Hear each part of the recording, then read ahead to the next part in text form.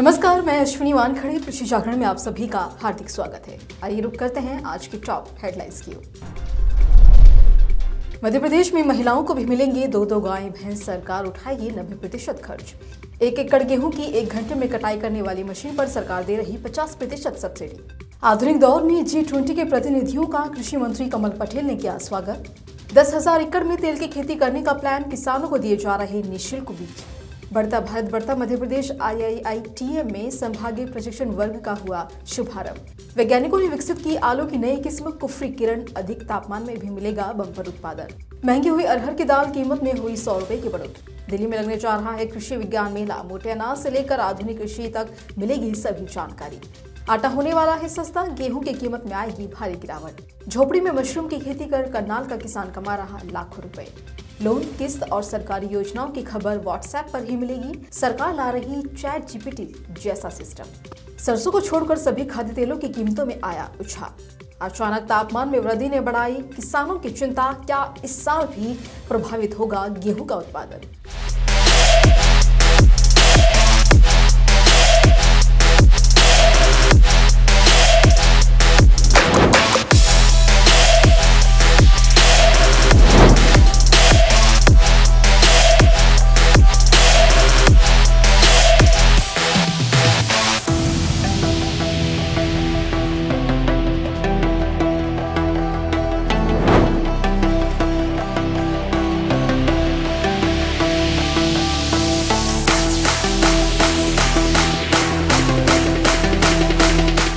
आइए विस्तार से खबरों की ओर रुख करते हैं। देश के ग्रामीण आबादी के लिए पशुपालन अच्छी कमाई का जरिया बनता जा रहा है। गांव-गांव डेयरी फार्म और पशुपालन यूनिट खुलते जा रही है। गांव के लोग दूध बेचकर तो अच्छी आय ले रहे हैं, वहीं पशु से मिला गोबर फसल उत्पादन बढ़ा रहा है। देश दुनिया में दूध की बढ़ती मांग के बीच सरकार भी ग्रामीण आबादी को पशुपालन बिजनेस से जोड़ने के लिए प्रेरित कर रही है और इसी कड़ी में राष्ट्रीय पशुधन मिशन, राष्ट्रीय गोकुल मिशन, पशु किसान क्रेडिट कार्ड और पशुधन बीमा योजना जैसी स्कीम्स चलाई जा रही हैं, जिसके तहत पशुपालन व्यवसाय के लिए आर्थिक मदद का प्रावधान किया जाता है। तो वहीं राज्य सरकारें भी अपने अपने स्तर पर कई योजनाएं चलाती रहती हैं। हाल ही में मध्य प्रदेश के मुख्यमंत्री शिवराज सिंह चौहान ने भी ऐसी ही पशुपालन योजना की जानकारी दी है, जिसके तहत गाय भैंस से संबंधित पशुपालन कार्यों के लिए 90% अनुदान का लाभ दिया जाएगा। गेहूं की फसल अपने पीक पर है। बेहतर उत्पादन के लिए किसान भी तेजी से प्रबंधन कार्यों में जुटे हुए हैं। जल्द कटाई का सीजन भी चालू हो जाएगा और गेहूं की कटाई के समय लागत और मेहनत बचाने के लिए कृषि मशीनों के इस्तेमाल की हिदायत दी जाती है। इन्हीं मशीनों से कटाई गहाई के बाद पराली की समस्या भी आती है। खेत से निकली घास फूस ठूंठ को पशुचारे के तौर पर इस्तेमाल किया जाता है। अलग अलग राज्य सरकारें इन मशीनों को खरीदने के लिए लोन या फिर सब्सिडी और अनुदान भी देती है। कुछ दिन पहले कोटा में आयोजित कृषि महोत्सव में एक ऐसे ही मशीनरी आकर्षण का केंद्र रही।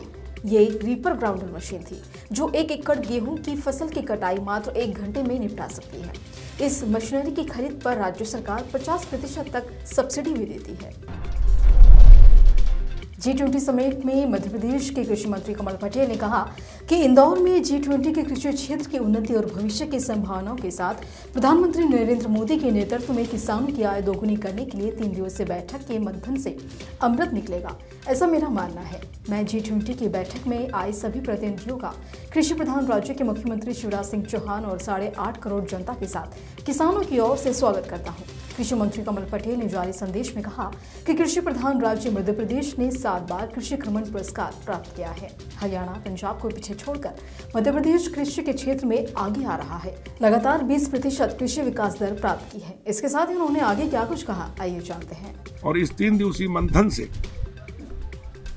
किसानों की आय प्रधानमंत्री नरेंद्र मोदी जी के सपनों के अनुसार बढ़ेगी, ऐसा मंथन इसमें होगा, जिससे कृषि लाभ का धंधा बनेगी।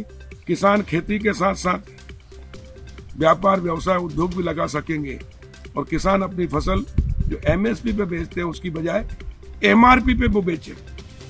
बिचौलिए दूर हो और सीधे किसान को लाभ हो। किसान खेती भी करे, व्यापार भी करे, उद्योग भी लगाए और निर्यात भी करे।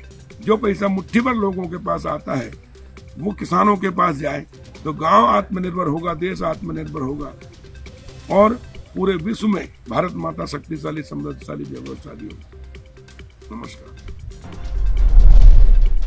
बिहार के तिलकुट पूरी दुनिया में मशहूर है, लेकिन क्या आप जानते हैं कि बिहार खुद तिल का उत्पादन नहीं करता बल्कि दूसरे राज्यों से मंगवाया जाता है।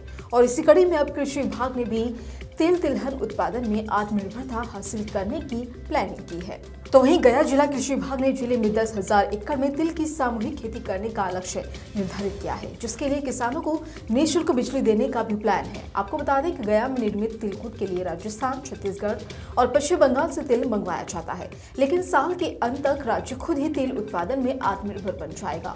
फिर इसी तिल के भंडार से तिलकुट बनाकर देश विदेश में बेचा जाएगा और इससे किसानों की आय तो बढ़ेगी ही, साथ ही तिल की नई प्रसंस्करण इकाइयों के लिए भी रास्ता साफ हो जाएगा।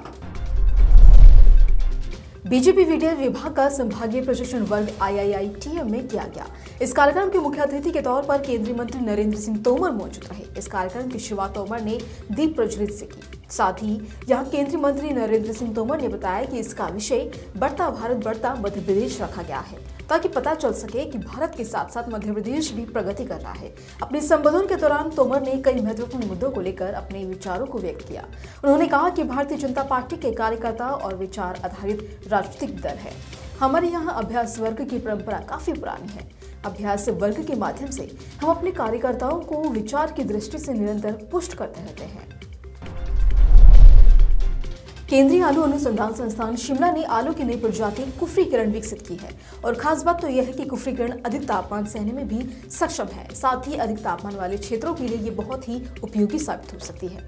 दरअसल आलू की कंद बनने के लिए रात का तापमान 8 से 20 डिग्री सेल्सियस तक होना आवश्यक होता है, जबकि ये प्रजाति इससे भी अधिक तापमान में कंद तैयार करने में सक्षम मानी जा रही है। अधिक तापमान में भी यह प्रजाति अन्य किस्मों को उत्पादन देने वाली है। अब गर्म क्षेत्र में इस नई किस्म को किसान लगा सकते हैं, जिसके लिए CPRI ने मंजूरी भी दे दी है। अब कुफरी किरण किसानों के प्रयोग के लिए तैयार है। वैज्ञानिकों के अनुसार आलू की ये किस्म 100 से 120 दिन में पककर तैयार हो जाती है। तो वहीं इंदौर स्थित स्थानीय खाद्य तेल बाजार में सोयाबीन रिफाइंड तेल के भाव में 10 रुपए प्रति किलोग्राम की तेजी रही। तो वहीं सोयंगेदागंज अनाज मंडी में तुअर दाल के भाव 100 रुपए प्रति क्विंटल के साथ तेजी रही। इसी तरह सियांगंज किराना बाजार में शक्कर के भाव में 20 रुपए से 10 किलोग्राम की गिरावट दर्ज की गई। कारोबारी सूत्रों के मुताबिक शक्कर में 6 गाड़ी की आवक हुई है। आधुनिक कृषि खेती में मॉडर्न प्रौद्योगिक मोटे अनाजों और संरक्षित खेती से जुड़ी जानकारियों से खुद को अपडेट करना चाहते हैं तो 2 से 4 मार्च 2023 को कृषि मेला पूसा दिल्ली में आयोजित होने जा रहा है। पूसा कृषि विज्ञान मेला 2023 में जरूर शिरकत करें। 2 मार्च को इस मेले का उद्घाटन केंद्रीय कृषि और किसान कल्याण मंत्री नरेंद्र सिंह तोमर करेंगे। खेती की आधुनिक पद्धतियों और कृषि से जुड़ी तमाम अहम जानकारियां यहां आपको एक ही छत के नीचे मिल जाएंगी। भारत की कोशिशों से संयुक्त राष्ट्र ने साल 2023 को मोटे अनाजों का साल घोषित किया है। भारत सरकार मोटे अनाजों को बढ़ावा देने के लिए कई प्रयास कर रही है। पूसा कृषि विज्ञान मेले में भी मोटे अनाजों पर फोकस किया जाएगा, ताकि यहाँ आने वाले लोग मोटे अनाज के बारे में जागरूक हो सकें। इस कृषि विज्ञान मेले में मोटा अनाज, निर्धारित मूल्य श्रृंखला विकास, कृषि विपणन और निर्यात, स्मार्ट खेती और संरक्षित खेती जैसे मॉडल, किसान उत्पादक संगठन जैसे अहम मुद्दों से लोग रूबरू हो सकेंगे। पिछले कुछ हफ्तों में गेहूं के साथ साथ आटे की कीमतों में भी इजाफा हुआ है और इसके चलते ही खाने पीने की चीजें भी महंगी हो गई हैं। वहीं आटा महंगा होने की वजह से गरीब की थाली से रोटी गायब हो गई है। जो आटा एक साल पहले तक 28 से 32 रुपए किलो तक बिक रहा था, उसकी कीमत अब बढ़कर 40 रुपए हो गई है।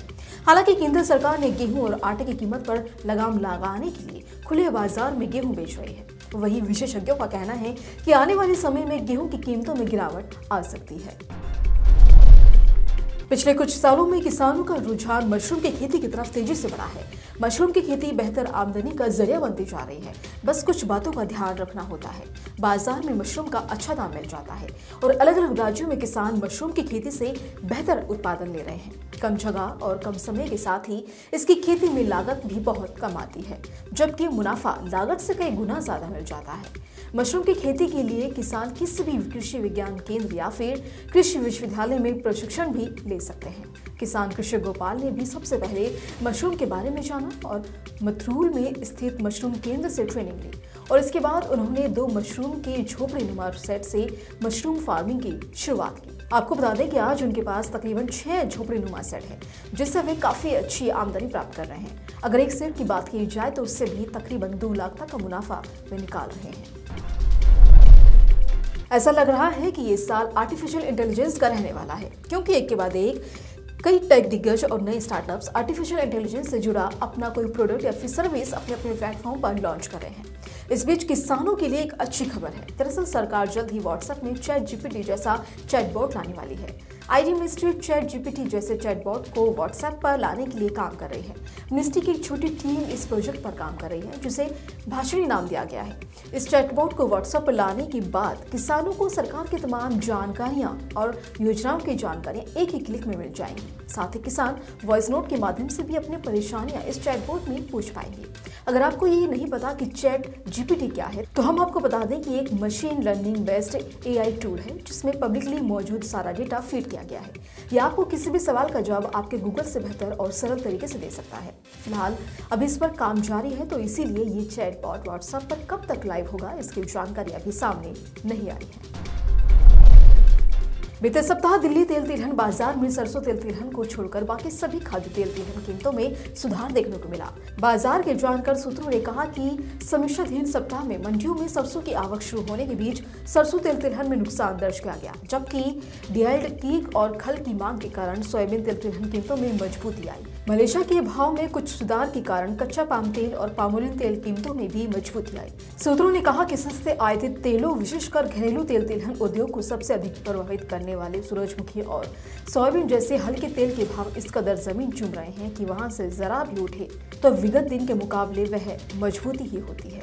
लेकिन अभी भी इनकी कीमतें देसी तेल तिलहनों के मुकाबले बेहद कम मानी जा रही है। दिन के तापमान में अचानक हुई बढ़ोतरी ने गेहूं उत्पादकों को चिंता में डाल दिया है। वहीं कृषि विशेषज्ञों का मानना है कि अचानक तापमान में वृद्धि गेहूं के लिए बेहद हानिकारक साबित हो सकती है, क्योंकि ये अनाज के विकास को प्रभावित कर सकता है। मौसम विभाग की रिपोर्ट के अनुसार हरियाणा के अधिकांश हिस्सों में अधिकतम तापमान 24 डिग्री सेल्सियस के आसपास पहुंच गया है और न्यूनतम तापमान 10 डिग्री सेल्सियस के आसपास बना हुआ है। यहाँ तक कि मौसम विभाग ने तापमान में और अधिक इजाफा होने की भविष्यवाणी की है, जबकि बारिश की कोई संभावनाएं नहीं दिख रही हैं। कृषि विशेषज्ञों के मुताबिक अचानक मौसम में बदलाव गेहूं की फसल के लिए अच्छा नहीं है, क्योंकि अनाज के विकास को प्रभावित कर सकता है। इसी तरह की अन्य खबरों के लिए जुड़े रहिए कृषि जागरण के साथ। धन्यवाद।